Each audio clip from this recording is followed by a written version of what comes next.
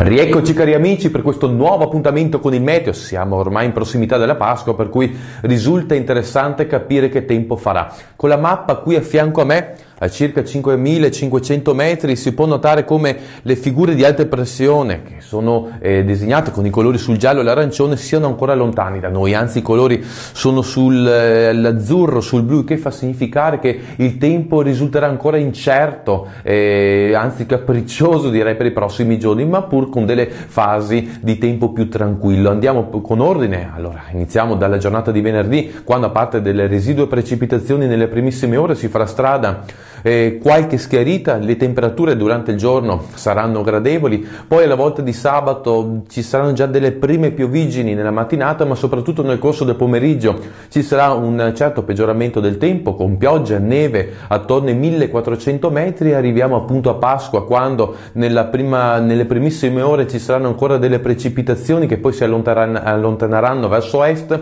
Qualche schiarita, nuove precipitazioni sparse nel tardo pomeriggio, però tutto sommato sarà una giornata non proprio malvagia, però gli ombrelli saranno sempre necessari. Migliore il tempo a Pasquetta, con maggiori schiarite, quindi la possibilità di stare all'aria aperta sembra confermata, a parte possibili smentite nelle prossime ore dei modelli fisico-matematici, con temperature più fresche durante il mattino. Con ora conclusa, auguro a voi tutti un sereno fine settimana e soprattutto una buona Pasqua.